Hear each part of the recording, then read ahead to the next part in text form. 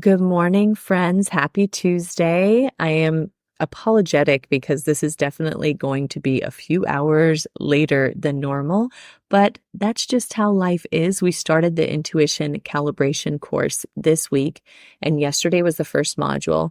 So I'm having fun editing that to get the replays out. It's been incredible so far. I had several people join last minute that haven't been able to watch the first module. So it's going to be awesome to get that out and the schedule. If you are still interested in joining us and getting stinking amazing deal before I actually release this as a full-blown course, please do so. I will put the link in the show notes so that you can just grab it, pay for it, and get access all in one day. So let's talk a little bit today about something that I've been seeing a lot of. It's something that we often misunderstand. It's an emotion. It's actually one that gets put on a pedestal and marked as a way for us to feel safe, even though it is not. So this is going to be a lot of fun. We're going to be talking about fear today.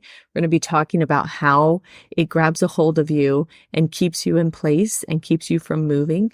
It's going to be amazing. So stay tuned. Let's go ahead and roll those credits and we will get started. Hey friend, welcome to Deep Healing for Creative Entrepreneurs. My name is Aubrey Barr, and I am a subconscious release technique practitioner and photography business owner. I know you are sick of ending your day feeling overwhelmed and exhausted, and you are seeking a solution to help you feel creatively inspired and actively engaged in your business as well as personal life. In this podcast, we are going to dig into any limiting beliefs or subconscious programs that are keeping you in a space filled with anxiety and stress. This work is not a temporary solution for your life. No, this is a complete transformation. So grab your coffee or tea and let's start you on the road to healing. And let me just say, you can do this, you are worth it, and you are meant to thrive in life and business. So let's dig in.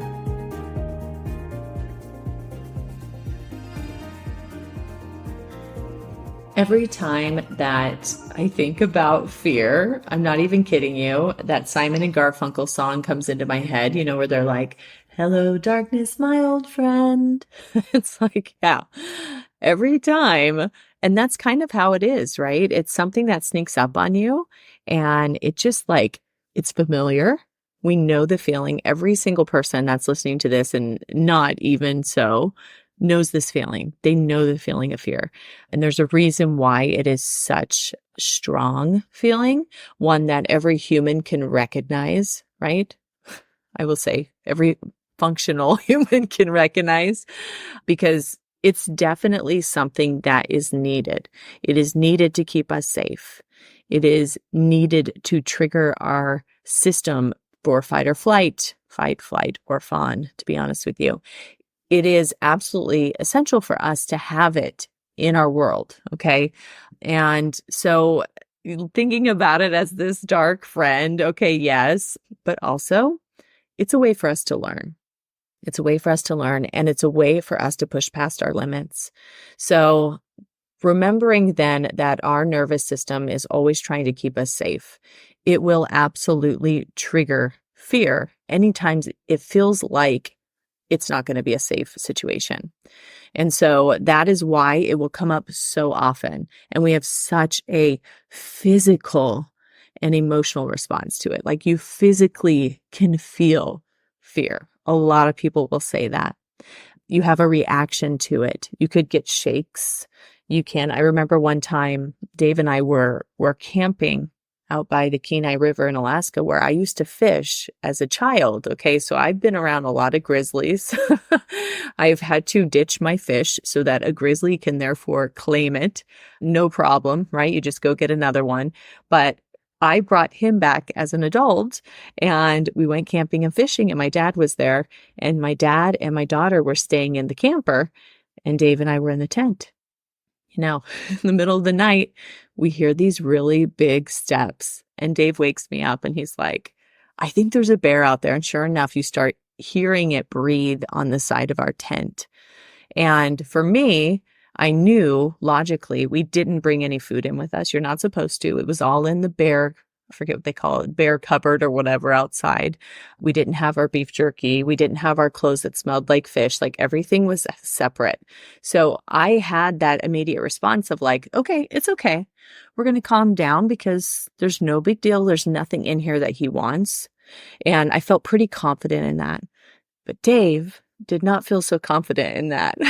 And his response, I mean, we weren't super loud in talking, but he was whispering, but I could feel him start to shake because his response was, one, he's not been in this situation before, not like this, right? Where you're caught without anything to really defend yourself. You're not wanting to defend yourself, right? You're just wanting it to go away. And his body reacted in a way where he was shaking. And he was shaking and he was like cold. And I was like, okay, all right, this is serious. And I got a good laugh out of it, right? Because of course it just ended the way I thought it would. And the bear just walked away. But poor Dave, he had to go potty and we just sat there shaking for a while. But it's not his fault per se, right? Like this is your response. This is why we have that response so that if we need that extra adrenaline, if we need that extra energy, it's sitting right there. And it's like, okay, he probably could have ran 6 miles in that moment if he needed to. I don't suggest it, but he had that going for him. Whereas I didn't have that because I was more accustomed to it, right? I had been trained that this was okay, that I was going to stay calm and nothing crazy happened, but it's just a really good example of what really fear will exhibit in your body. So the reason why I bring that up today is because it gets misunderstood a lot, right? There's a definite reason for it. It's not something that we should look down on and say, that's a horrible reaction. You never want to have that. We absolutely do want to have that. There is a reason we have that. However, a lot of times when our nervous system gets dysregulated, just in general, just think for a second, maybe you are someone who is very, very busy and your plate is absolutely full and you are go, go, go all the time, right? Like in that situation, your nervous system might already be dysregulated. So when you come across a problem where you feel that fear, even if it's not logical, that could definitely take over for you. It's important then to recognize that for what it is and be able to have these tools where we can start to deregulate that, where when something comes up, maybe in your business, maybe you're dealing with a client that maybe is unhappy or something comes up or they need help with something and you're like, okay, I just don't have time for this today. Whatever you have going on, being able to just in the moment regulate that nervous system and say, okay, wait a second, this isn't life or death. It's okay. You can calm down. These are skills and tools that people learn over time. But it's my hope that once we can uncover the reasons why we're feeling the fear, the root of the fear, then it doesn't explode into this something crazy all the time. Like we can handle an email that's like somebody upset with us without us freaking out automatically, right? We can go to our problem solving without having to stay in that fight or flight or fawn. And I'm here to say that I absolutely know it's possible. It's possible for us to break down those roots where the fear is coming from and be able to heal from that. And that's where the healing comes in, because if we could just logically look at everything and say, okay, does this make sense to freak out on? Does this make sense, right? Is this in perspective? I mean, we would sit there thinking all the time, but we're not. We're basing everything off of that initial emotion because that's our driving force. And that's what is leading us into knowing what we should do, right? So what I'm finding happening so much, and the reason why I even wanted to bring this up today is because I'm seeing it a lot. What's happening is that people are allowing that fear state to take over when really they already have the problem solving. So we're allowing that fear state to come in and say, you know what? No, you can't do that. That's not going to be okay. You're going to suck at it. You're going to fail, right? And it prevents us from the simplest tasks. When that thought comes in there and takes over and it ignites this feeling inside of us, it makes it so, this is the thing, okay? And I've heard this so much lately. It's like, Aubrey, how do you do it all? How do you do this? How do you do that? How can you put yourself into so many things? And I have a lot of reasons for that, okay? But for this, I will say that I've had to remove so much fear. You guys would not even, you wouldn't even know, okay? I was a completely different person when I was riding around with all this fear, and think about fear as a root in a tree, right? You also have branches of like anxiety and worry and sadness. And fear is like one of the mother loads, okay? This is like one of those thick ones that'll come up and break the cement, okay? It's like a serious root. And what happens is people feel all these other things and they don't realize that the main culprit is actually this big root of fear. And so when you can do that and you can say, what am I so afraid of? Just ask yourself that. I'm feeling a lot of anxiety today. I don't want to do this masterclass. I don't want to talk to this client and we have a call today. Whatever it is, I'm feeling like really uncomfortable about it. Ask yourself, what am I so afraid of? And a lot of times you can deconstruct that. We are able to. If you're completely overwhelmed, it might be super difficult to do. But if you've been following along in these episodes and my work for the last, 2 years, then you probably have some kind of handle on regulating your nervous system and regulating those emotions and healing from the things that are super deep. So you should be able to then just take a simple statement and deconstruct. What am I so afraid of? When I'm feeling super inspired to do a class, like I just launched this intuition calibration, it's so aligned to me that I literally dreamt up the entire thing in separate nights. I allowed for that space to be there for it, where I could create into that container as I slept, no joke. Okay, that's how aligned it was for me. It was right in front of me. And yet, if I allowed myself to also feel the anxiety and the fear around, oh my gosh, what if nobody purchases this? What if I spend all of these hours creating this course that even in the future, nobody wants to touch and nobody's attracted to, and they don't really want to use their intuition, right? Maybe they prefer to not use it. All of these thoughts can come into your head and you get to deconstruct that. I get to say, what am I so afraid of? And when I really think about it, I'm like, okay, so what if only 4 people buy it? So what?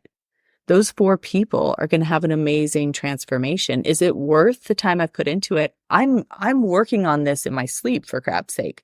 It's coming to me like it's just here's your course, not to say I don't put work into it, because believe me, it's a culmination of years of experience with using my intuition and being able to make this into a business, because I am literally using it every day with my clients. This is my business. This is my sole desire. So it's absolutely something that I embody. And that's what made it so easy to create. Okay. But the time is in it. The value is there. The worth is there. So if 4 people buy it and that's my legacy, dang it, like what's wrong with that? Right? If I only make $1,000, right? If I only make a small amount, are those people's lives going to be changed? And I get to say yes. So apply that to whatever you have going on. So if you have this client, you have to do a meeting with it, doesn't feel like it's working well, they're upset about something, like what's the worst that can happen? They fire you? I guess that's the worst, right? They tarnish your name. Maybe the worst in your head is that they're mean to you and you don't like it when people are mean to you. And I understand that. But if that's the worst, if that's what you're afraid of, can we just acknowledge that at some point in your life, people are going to be mean to you? You're not going to avoid that. You're not going to avoid that by not being in business. You're not going to avoid that by not putting your work out there, by not chasing your dreams. It doesn't matter. You can just go grocery shopping and someone's going to be mean to you, right? We can't live our lives and make our business decisions and our relationship decisions based off of fear. And a lot of people do that. I'm here to say, I see it all the time. So next time you have something come up for you and you can sense that these other feelings are coming in, again, remember, it might show up as anxiety at first. It might show up as a worry, maybe a couple days in advance. It might show up as a headache, right? Like with that tension, it could show up in so many ways. And I want you to ask yourself, like, what am I so afraid of? What's the worst that can happen with this? Okay.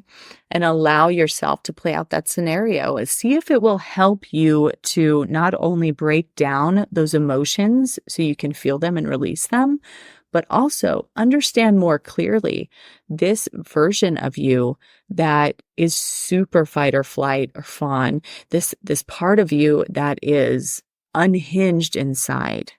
Okay. Understand her or him more. And you may be able to see these things coming. You may be able to directly go, oh, okay, Aubrey, I know why you're upset. You don't like confrontation. I know you don't like confrontation. But you get to decide if you're going to allow those words to pierce you or if you're going to let them just slide off of you, right? You get to decide that. You get to decide if that's going to be something that you take personal or if it's none of your business. And I love, obviously, if you guys been listening to me, you know, I love it's none of my business what someone thinks about me. It absolutely isn't. So yeah, just having that availability and that space to get to know this version of you that is not always logical is super helpful in situations like that. So you guys, hey, let me just say, okay, please do not let that fear stop you from becoming a different person.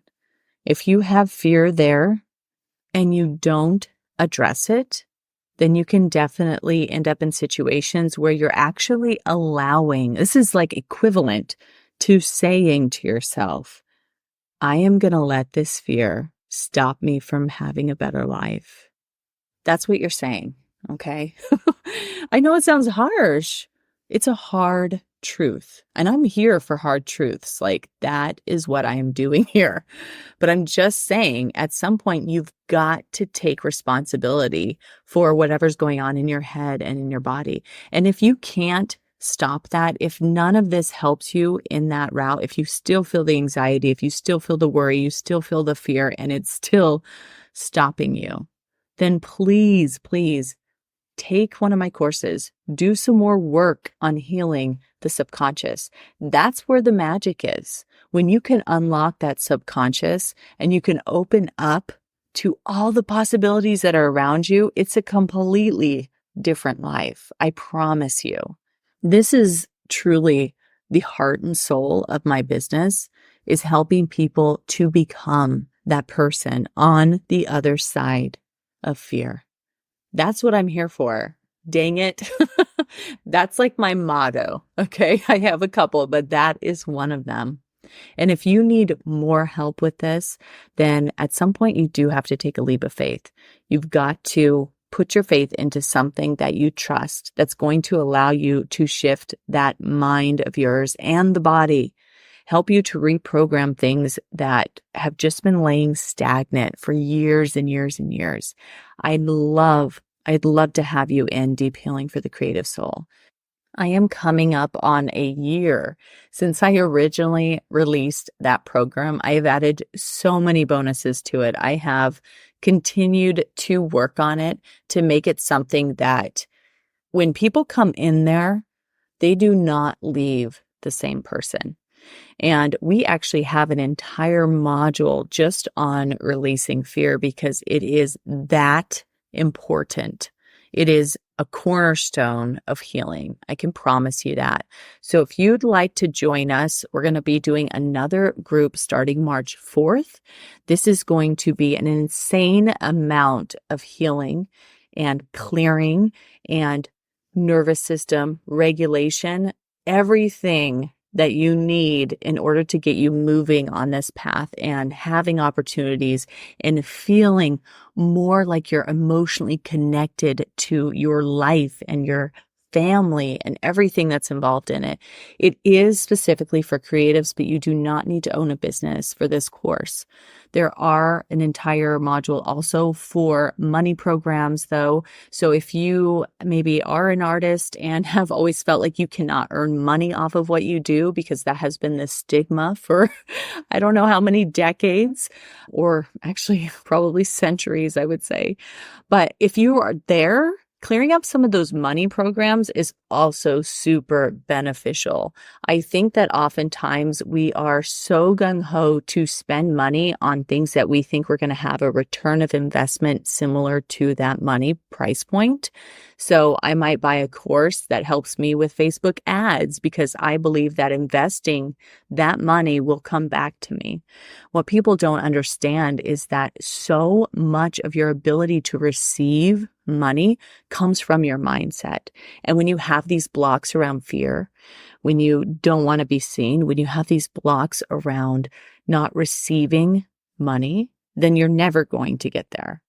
So I just love that this encompasses so many things. It's absolutely for every creative person out there. So I would love to have you guys join us. I will put the link in the show notes. You guys have a fabulous week. I absolutely love being able to have this platform to talk to you guys, and I appreciate every single one of you. I hope that this week is amazing for you. All right, we'll talk soon. I hope this podcast spoke to you in some way. If it did, please go ahead and leave me a review and subscribe so that I know you're enjoying what you hear. And further, if you know somebody else who owns their own creative business and struggles with anything that we spoke about, please pass this on, because it is my hope that we will be able to build a community of like-minded individuals who love on each other and appreciate the many facets that make our creative business so unique. And lastly, check out the show notes to find my free Facebook community and other useful links to work with me. All right, friend, see you soon.